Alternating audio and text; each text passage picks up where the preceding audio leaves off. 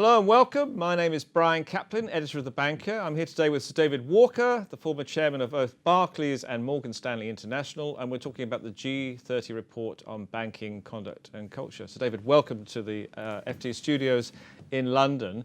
So let's begin by, can you tell us what the G30 is and why it's done this report on banking culture and conduct?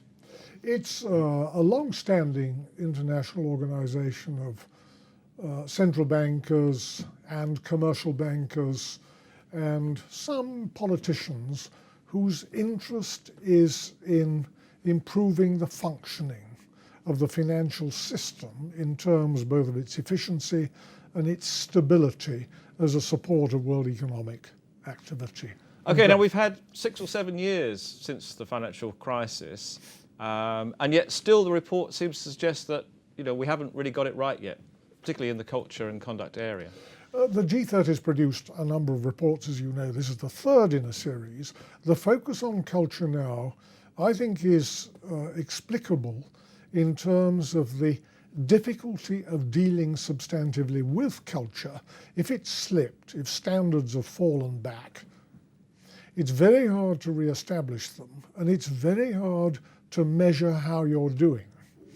If in banking a major area of activity has been in boosting the balance sheets of banks, and that at one level is easy, because actually you say you need this capital and you need this liquidity. It may be difficult to get to it and to strengthen the balance sheet, but you know when you've done it. And a huge amount has been accomplished in that space in the last 3 or 4 years. Balance sheets are much stronger since the financial crisis, and taxpayers are insulated from the vulnerability that they had before the crisis. We're not totally there yet, but well on the way.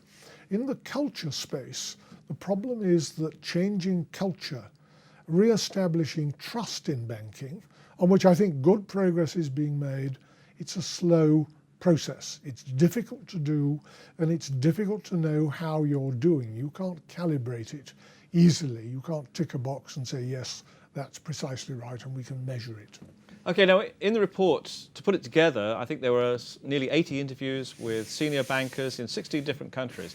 So this really is the bankers themselves saying, we haven't got it right yet. It's a combination of bankers, central bankers, regulators. So we'd like to think, as you know, I was part of the steering committee of this exercise, that it's a dispassionate, professional, objective focus on something which all of us involved in this think is immensely important to the future of financial services.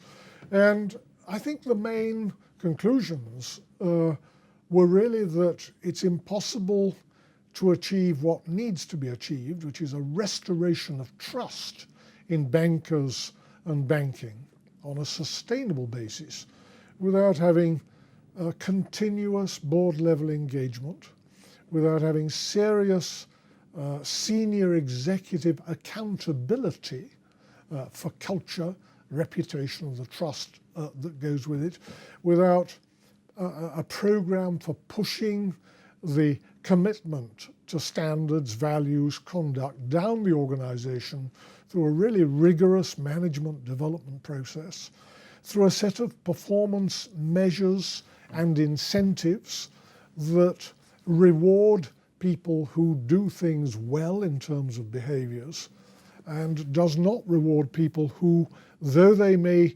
get the what right, don't get the how right. And lastly, emphasis on the importance of having 3 lines of defense. The front line of defense being the business unit, where good behaviors should ultimately be embedded. The compliance capability, where we suggest that the object is to make compliance less a matter of policemen and more a matter of mentoring and guidance to the first line of defense. But of course, there's always needed a good audit process. If those are all in place, there's a very good prospect that over time, a bank can create out of the building blocks of standards, conduct, and behaviors that create a culture. That's the object.